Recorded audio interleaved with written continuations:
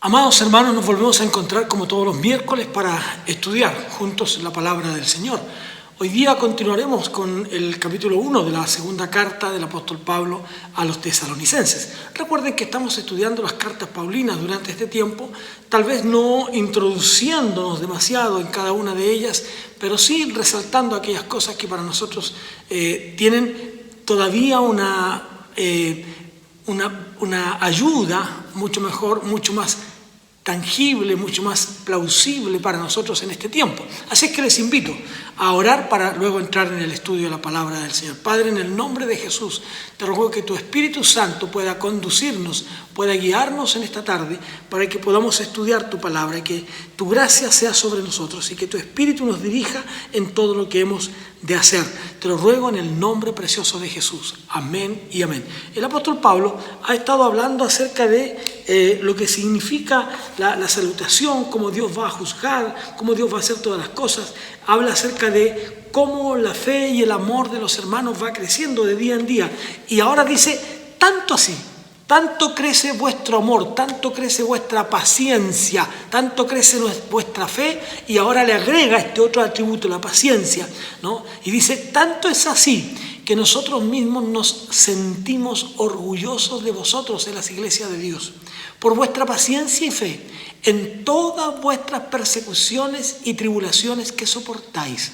Fíjense que es interesante esto, cómo el apóstol Pablo nos invita a reflexionar en esta palabra de Dios para nosotros. Dice, tanto así nos sentimos tan bien, nos sentimos tan gratos con ustedes, nos sentimos tan felices de ustedes. Cuando hablamos de ustedes, yo siento a Pablo aquí como cuando el padre habla de su hijo, ¿no es cierto? O como cuando el abuelo habla de su nieto, o de sus nietas, o de su nieta, ¿no es cierto? Cuando el abuelo habla de su familia, cuando el esposo habla de su familia con gratitud, con alabanza por ellos también. Eso es lo que está sintiendo el apóstol Pablo. Dice, y cómo ustedes, gracias a esa fe, ¿no es cierto?, son pacientes y pueden soportar las persecuciones y las tribulaciones que habrán de venir. Nosotros, a través de nuestra vida cristiana, pasamos por periodos de momentos complejos, diría yo, ¿no? Momentos no tan felices de lo que quisiéramos, ya sea por diferentes razones, ya sea por pecados nuestros, por pecados de otros, por situaciones de estos o de otros, pero vivimos momentos difíciles en la vida espiritual, vivimos momentos de prueba muchas veces, y eso nos ayuda a soportar. Tendremos aquí, como dice la palabra del Señor, problemas diminutos, pequeños, situaciones, ¿no? Y si no estamos pasando por estos problemas, algo debería estar ocurriendo. Como yo digo a veces, ¿no es cierto?, cuando la gente dice, mire pastor, pero es que en realidad a mí el diablo ni siquiera me molesta. Como digo otras veces, a mí eso me preocupa, porque, o debiera a usted preocuparle, porque el diablo a lo único es que no molesta son a los suyos. Pero cuando se trata de los creyentes, de los hijos del Señor, el diablo, siempre va a estar molestando, siempre va a estar trabajando con ellos. Así es que, pero entendamos también esta disciplina, estos problemas, como el trabajo de Dios con nosotros, ¿no? El cómo Dios está actuando. La palabra griega para paciencia, de la cual proviene esta, ¿no es cierto?, tiene un sentido todavía más literal en el sentido de mantenerse debajo, bajo algo con peso, algo que está haciendo fuerza sobre nosotros, está soportando. Esa es la idea. Cómo vivir estas situaciones que nos van bajando y que nos van hundiendo y que nos van. Pero Pablo dice, ustedes han soportado con paciencia, han soportado con firmeza, ¿no? Y el cristiano, ¿no es cierto?, es paciente, es capaz de mantenerse bajo estas circunstancias adversas y sin embargo sigue avanzando, sigue proyectándose. El creyente nunca dejará de seguir trabajando, de seguir avanzando en la obra del Señor. Los hermanos de Tesalónica sin duda tenían un testimonio frente a los demás bastante importante. Ellos estaban viviendo, ¿no es cierto?, dentro de esta colonia romana, de este pueblo que no entendía. El profeta Isaías diría, viviendo yo entre gente que tiene labios inmundos, ¿no? Los tesalonicenses, los hermanos de Tesalónica, vivían alrededor de gente que no adoraba a Dios, que no amaba a Dios, y por lo tanto siempre se encontraban con situaciones adversas. Así es que, como además era un lugar donde transitaba mucha gente, donde pasaba mucha gente, era un lugar donde la gente iba de un sitio a otro, eso hacía también que se divulgara lo que la gente vivía ahí. Y una de las cosas que se divulgaba era la paciencia y la fe de los hermanos de Tesalónica. Cómo ellos podían estar soportando estos momentos difíciles, persecuciones, conflictos, crisis, ¿no? Y sin embargo lograban mantenerse firmes. El apóstol Pedro, en el capítulo 4 de su primera carta, en el texto 12, dice lo siguiente: amados, no os sorprendáis del fuego de prueba que os ha sobrevenido, como si alguna cosa extraña os aconteciera. No se sorprendan, ¿no? Que estas cosas no los encuentren a ustedes y les cause sorpresa, sino que estén preparados, como las vírgenes, ¿no es cierto?, prudentes, que sabían que el esposo vendría, sabían que vendría un momento de apremio, podríamos decir, ¿no es cierto?, y ellas querían encontrarse preparadas. No así las fatuas, que no se preocuparon. Entonces el apóstol Pedro está diciendo, hermanos, no sean sorprendidos ustedes, sino que estén preparados para cuando estas cosas acontezcan, cuando estas cosas ocurran. Ustedes encuéntrense listos, preparados ya, ¿no? Ahora, hemos escuchado la famosa frase, ¿no es cierto? Yo no sé por qué Dios permite que esto me suceda a mí. No sé por qué, ¿no? Pero sin embargo, con toda seguridad, no es que Dios, ¿no? Sino que no es que Dios y que usted sea el único. No es usted el único. No es verdad eso. Cada uno de nosotros vive sus propias circunstancias. Entonces no es extraño que llegue al creyente también el sufrimiento, el momento difícil, ¿no? Al contrario, dice en el versículo 13 el mismo apóstol Pedro, al contrario, gozaos por cuanto sois participantes de los padecimientos de Cristo, para que también en la revelación de su gloria os gocéis con gran alegría, ¿no?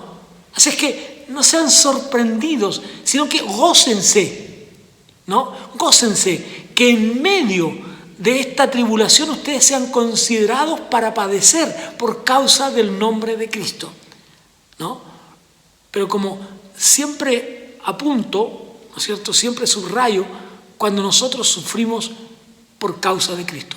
Bienaventurados sois cuando por mi causa os vituperen y os persigan y digan toda clase de mal contra vosotros mintiendo, dice en las bienaventuranzas en Mateo, capítulo 5. Así es que cuidado, manténganse así ustedes, ¿no? Entonces, tengan esa precaución. Y el versículo 15 dice, así que ninguno de vosotros padezca como homicida, como ladrón, o como malhechor, o por entrometerse en lo ajeno.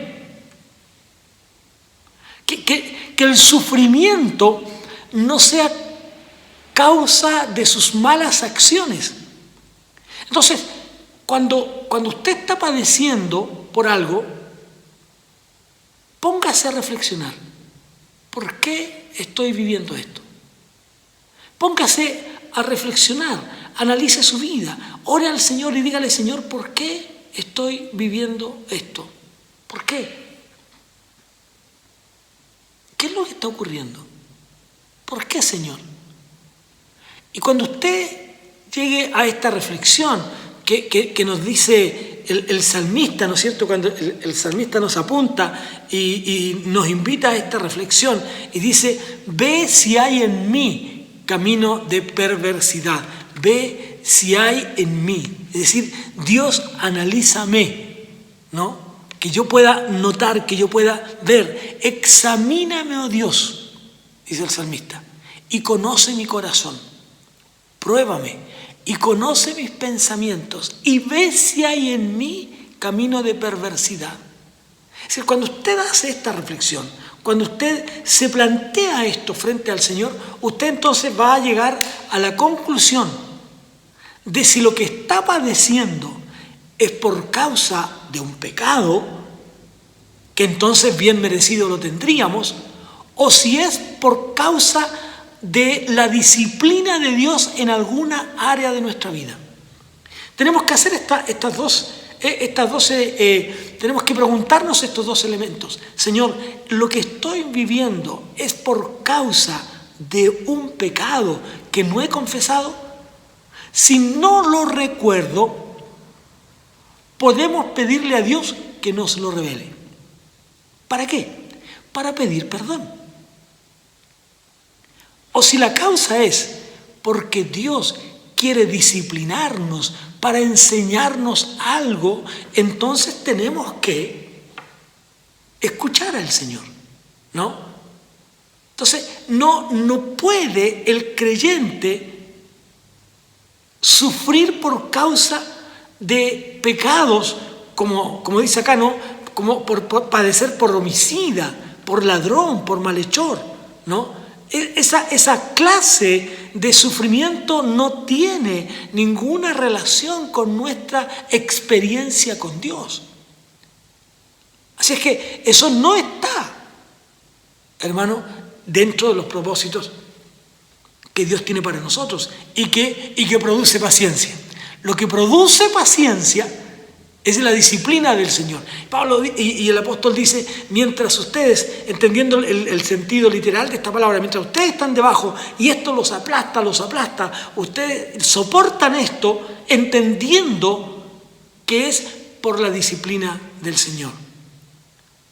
Pero si alguno, dice el texto 16, si alguno padece como cristiano, no se avergüence. Es decir, si usted sufre por la causa de Cristo, no sienta vergüenza, sino que al contrario dice, glorifique a Dios. Glorifique a Dios. Si a alguien le menosprecia por ser hijo de Dios, dele a Dios gloria. Como Esteban, ¿no es cierto? Que cuando está siendo apedreado dice, veo los cielos abiertos y al Hijo de Dios sentado a la diestra de Dios Padre. Bendita experiencia la de este hombre que sufre el martirio, la crueldad, ¿no? La crueldad, pero que él siente que esto no es por ser malhechor.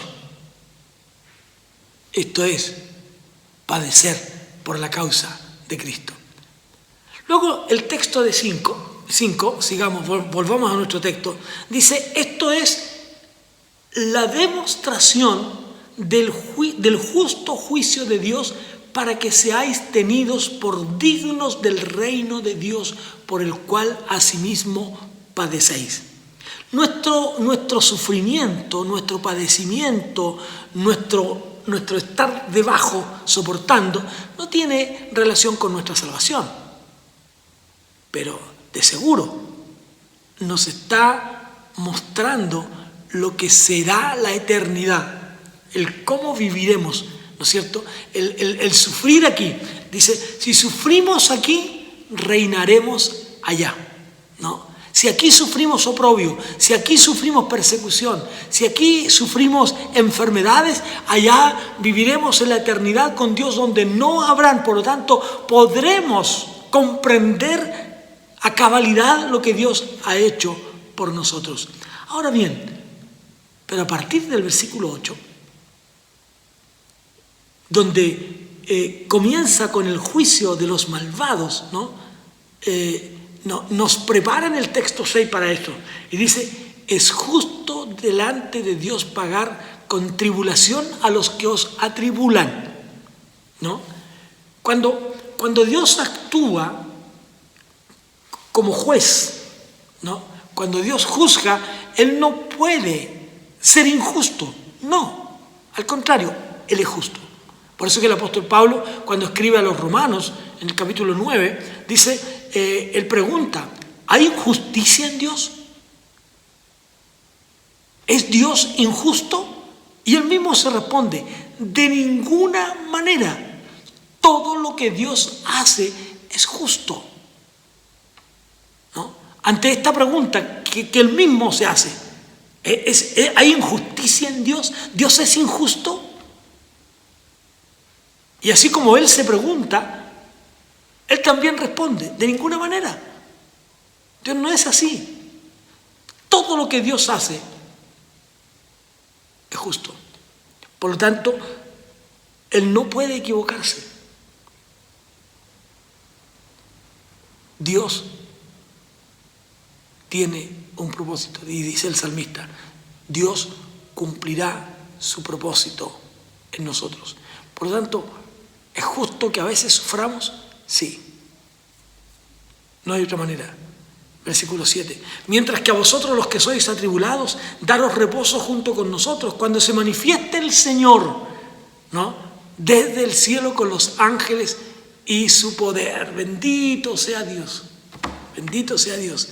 Estas palabras nos traen el sello, la firma de lo que el Señor va a hacer. Él traerá juicio, porque Él es justo. Él traerá juicio. Él ya no viene con paz. Él ya no viene con tranquilidad. Él viene a juzgar al mundo. Mire lo que dice los textos 8 y 9. En esta venida del Señor, dice, en llama de fuego para dar retribución a los que no conocieron a Dios ni obedecen al Evangelio de nuestro Señor Jesucristo.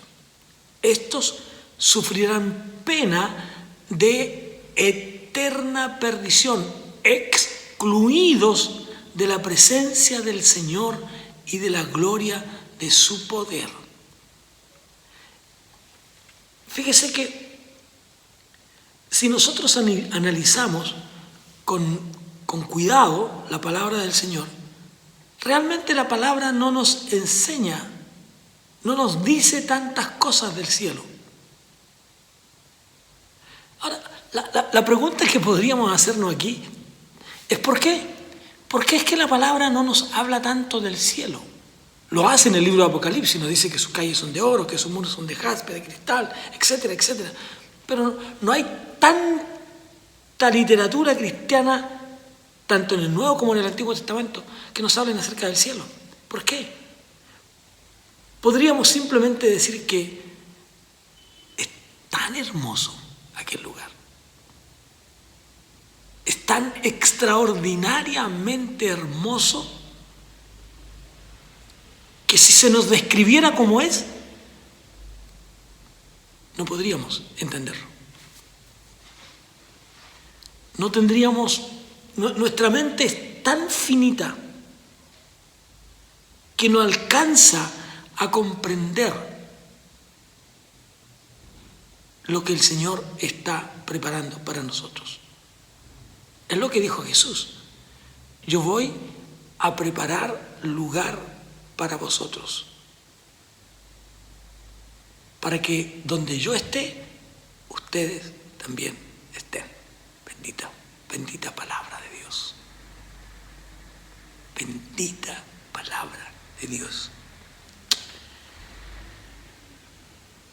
El Señor, podríamos decir, si lográramos entender el cielo, estaríamos tan pendientes de irnos a aquel lugar que nos olvidaríamos de las cosas que tenemos que hacer en la tierra.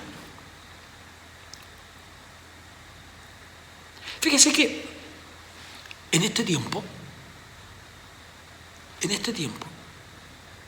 y permítanme que haga este paréntesis, porque creo que es pertinente.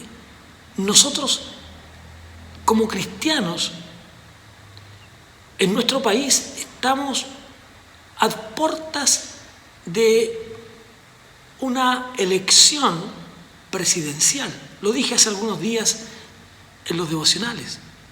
Tenemos que elegir diputados, senadores, core, presidente de la República.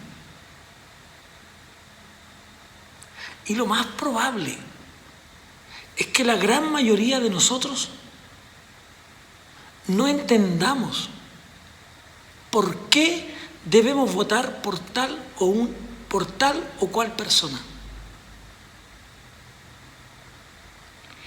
Como no lo entendemos, como no lo sabemos, es que la primera cosa que debo hacer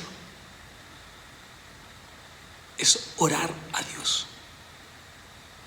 Es orar a Dios. Padre, que nada interrumpa mi pensamiento, mi mente, que nada aleje mis pensamientos, que nada aleje mis ideas, mis pensamientos de tu palabra. Entonces debemos en primer lugar orar al Señor.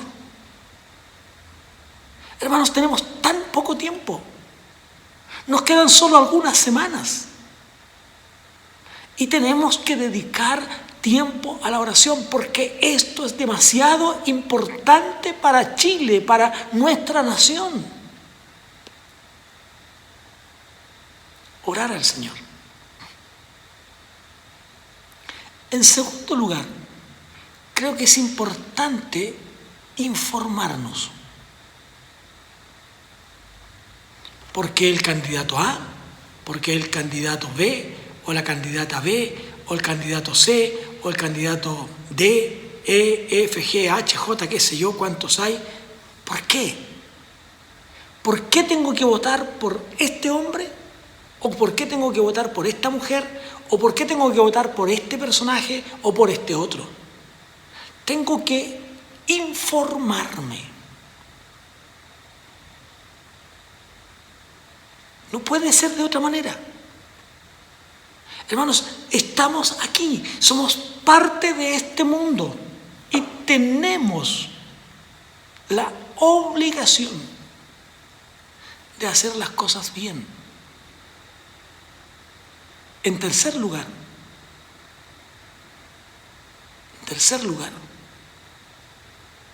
debo concurrir a las urnas. No puedo dejar que otros hagan mi tarea. No puedo yo después reclamar que estuvo mal lo que hicimos, que se eligió mal a tal o cual persona. Usted debe ir a sufragar. Y yo debo hacer también lo mío. Debo ir a sufragar. Pero cuando analice, cuando usted esté mirando y escuchando a los candidatos, vea quiénes están más cerca de la palabra del Señor. ¿Hay candidatos cristianos? Debo decirle que sí. Pero usted debe investigar para que lo que usted va a hacer sea lo correcto, pero lo correcto en base a la palabra del Señor. Que el proyecto, que el programa, que las ideas que esta persona tiene no atenten contra la palabra del Señor y contra su iglesia. 3 cosas entonces: orar, estudiar, mirar, observar, escuchar los planes y proyectos de los candidatos. Y en tercer lugar, ir a sufragar.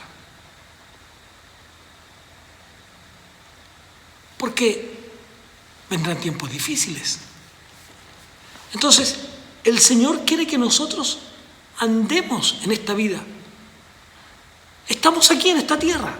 Es cierto que el cielo, como lo cantamos, el cielo es un hermoso lugar. El cielo es hermoso lugar, lleno de gozo y paz. Allá voy a ver a mi Jesús. El cielo es un hermoso lugar, por eso digo, el cielo es un hermoso... ¿Se acuerdan ustedes? Hermosa canción. Sí, hermanos, el cielo es un hermoso lugar, pero ahora estamos aquí. Estamos aquí. Entonces dice, en llama de fuego, para dar retribución justa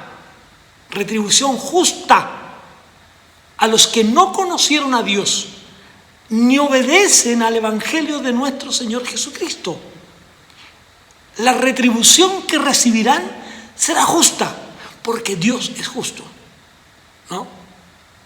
Estos dicen, sufrirán pena de eterna perdición, excluidos, alejados, separados de la presencia de Dios.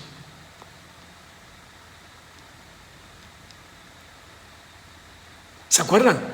Adán y Eva en el huerto. El día que de él comieres, de cierto morirás. Y cuando Adán y Eva comieron del fruto prohibido, ellos fueron expulsados de Edén, separados de Dios, alejados de la gloria de Dios. En Cristo Jesús, y solo en Cristo Jesús es que hemos venido a ser reconciliados pues con Dios, dice la palabra del Señor. Hemos venido a ser reconciliados con Él. Y por lo tanto, hemos sido acercados a Dios, acercados a Él, y Él se acercará a vosotros. Así es que los no creyentes, los que decidieron desobedecer al Evangelio, han sido excluidos de la presencia del Señor y de la gloria de su poder. Así es que es justo, sí, Entonces, cuando pensamos, ¿cómo será el infierno, por ejemplo? ¿Se ha dado cuenta que tampoco? La Biblia nos habla tanto, dice que irán a un lugar de tormento, pero no nos da tantos detalles sobre esto.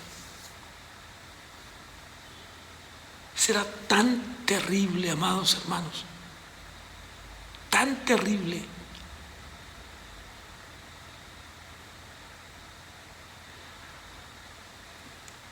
Que el Espíritu Santo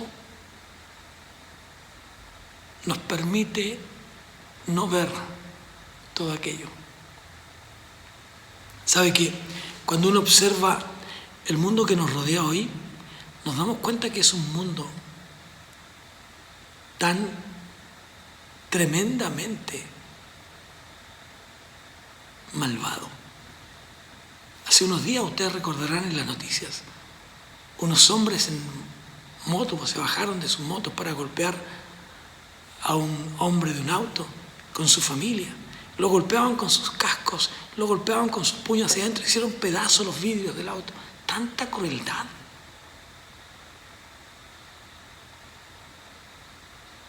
Cuando podemos apreciar las noticias y darnos cuenta de que el mundo en el que estamos viviendo es un mundo en caos, en crisis. Pero hermanos míos, cuando aparece la justicia de Dios, Él no lo hace de una manera, a manera de venganza. No. Él lo hace para justificar en Jesús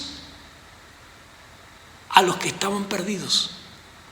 Y aplica ahora entonces su justicia en que Jesús dio su vida para nosotros.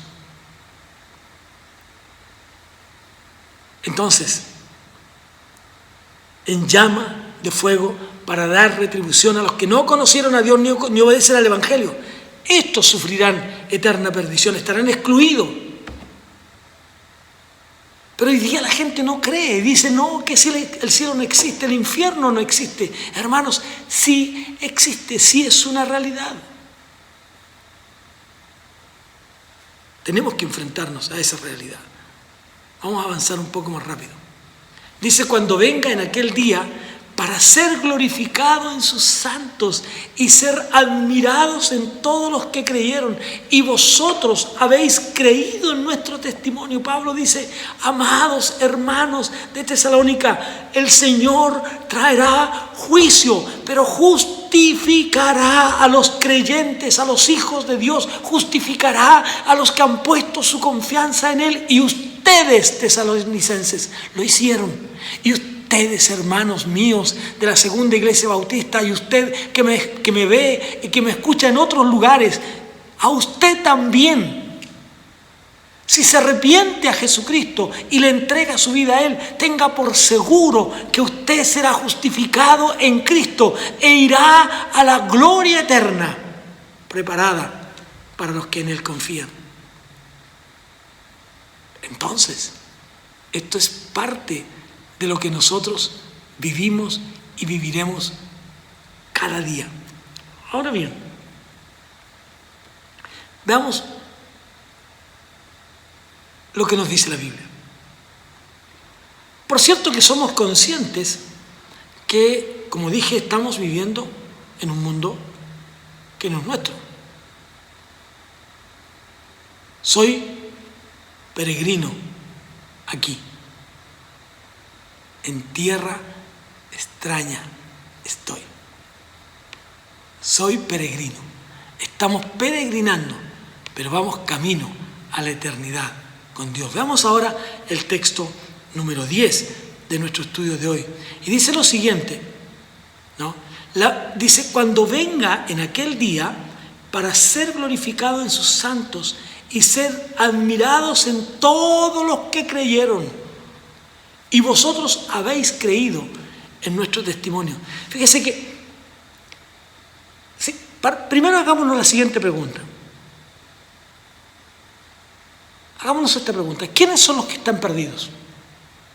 Primero, los que no conocen a Dios. Y segundo, los que no obedecen al Evangelio.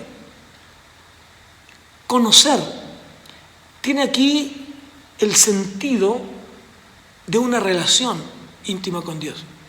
Es decir, los que no conocieron a Dios, los que decidieron no conocer a Dios y los que no lo obedecen. Esos van a sufrir pena de eterna perdición.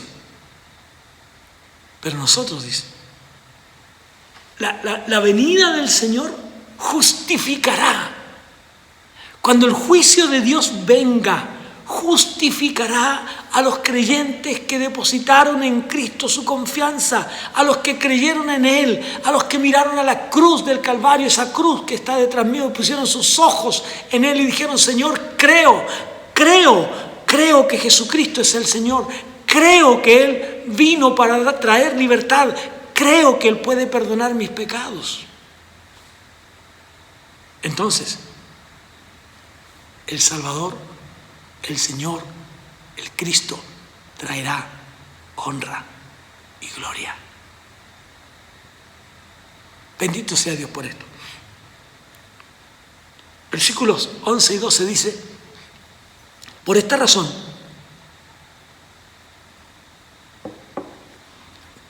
también oramos siempre por vosotros,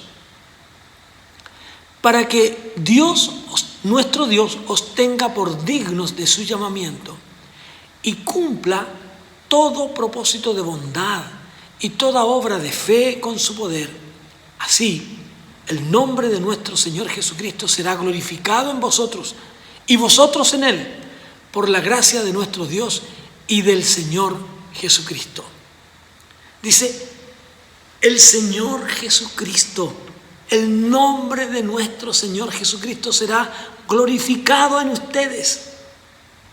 Sí, Dios ha obrado maravillas en su vida. Usted ha sido prosperado primero con una salvación. Usted ha sido prosperado con una familia. Usted ha sido prosperado en su trabajo. Dios traerá bendición. Dios se glorificará en usted.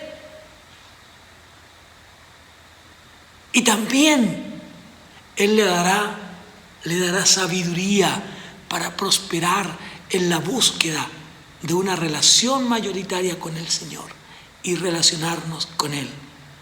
Entonces, pero como resultado de todo eso, de toda esa bendición material y espiritual, entonces usted dará la gloria a quien se lo merece. Usted dará la gloria a quien se lo merece.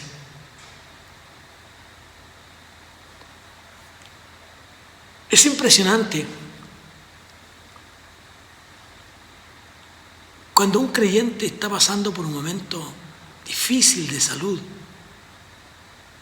quebrantada al máximo. Sin embargo, cuando la gente lo mira a la cara, a pesar de su enfermedad, ve en él o en ella el testimonio de un hijo de Dios, de alguien que lleva en su vida el nombre de Cristo. Entonces,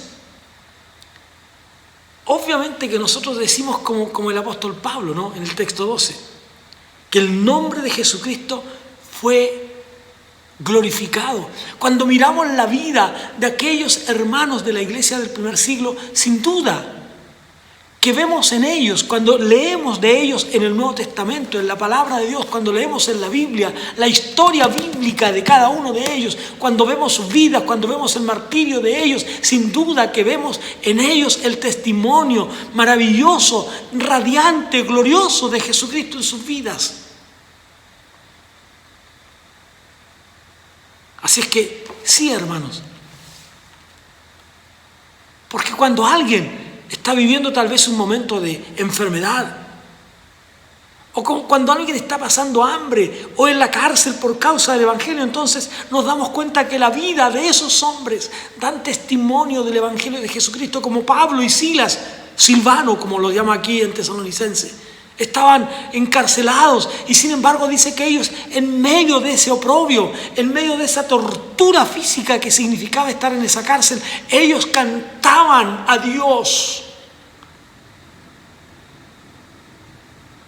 Podía verse en medio del sufrimiento, se podía apreciar en ellos el testimonio de la experiencia de Dios en su vida. Sin duda. Entonces, si usted se da cuenta, todo esto que hemos podido apreciar hasta ahora nos prepara para que lo que viene en el capítulo 2, cómo va a manifestarse, ¿no? ¿Cómo va a manifestarse en la vida de aquel? Por eso que Pablo dice después, capítulo 2, pero con respecto a la venida de nuestro Señor Jesucristo y nuestra comunión con Él, os rogamos, hermanos, con respecto a la venida de nuestro Señor Jesucristo, con respecto a nuestra reunión con Él. Pablo dice, hay un hecho que es innegable. El Señor viene y nosotros nos reuniremos con Él. Con respecto a esas cosas, ¿no? En cuanto a la venida del Señor, en cuanto a nuestra reunión con Él en los cielos, Él dice, hermanos, no se dejen mover fácilmente de vuestro modo de pensar. Hermanos, que nada los nuble, que nada los confunda, que nada los haga equivocarse. Ni por vana palabrería, ni por una carta, como si fuera nuestra, dice Pablo. Vendrán muchos en mi nombre, dijo Jesús, y convencerán aún a los escogidos. Pero Pablo dice, hermanos, ustedes no se dejen confundir con eso. Aunque alguien diga que viene de parte nuestra, aunque alguien traiga una carta que dice que es de nuestra, hermanos, por favor, no se equivoquen, no se confundan, ¿no? Nadie os engañe en ninguna manera, porque no vendrá sin que antes venga la apostasía y se manifieste el hombre de pecado, el hijo de perdición. El Señor no vendrá, hermanos amados, hasta que se cumplan todos y cada uno de los dichos del Señor Jesús. El Señor no vendrá antes de que todas las cosas acontezcan. Por eso es que tenemos que estar atentos, como las vírgenes prudentes. Por eso es que debemos estar atentos. Por eso es que tenemos que estar vigilantes, mirando a nuestro alrededor, qué es lo que está ocurriendo, qué es lo que está pasando, mirando alrededor nuestro, qué está ocurriendo.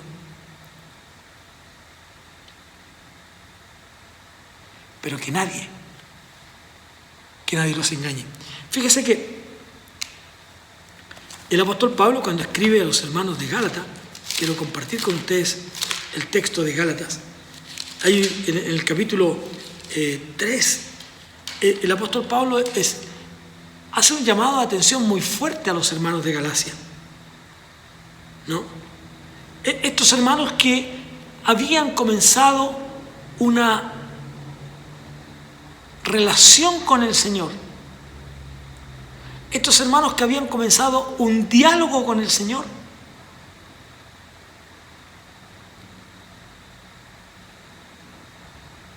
Ahora se habían vuelto atrás.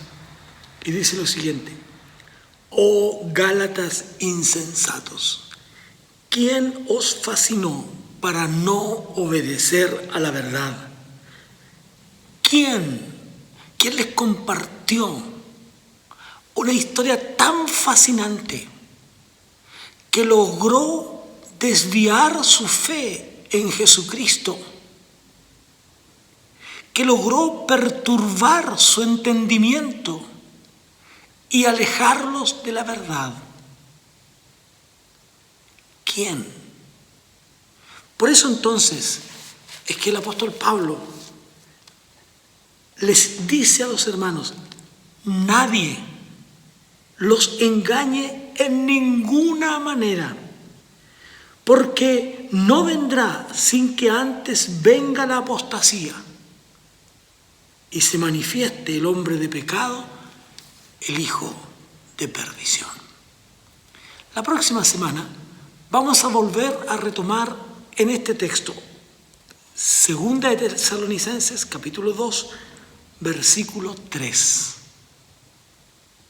Oremos juntos al Señor. Padre, en el nombre de Jesús, te adoramos y te damos toda la honra y toda la gloria por lo que eres, por lo que significas y por lo que has hecho por nosotros. En el nombre de Jesús.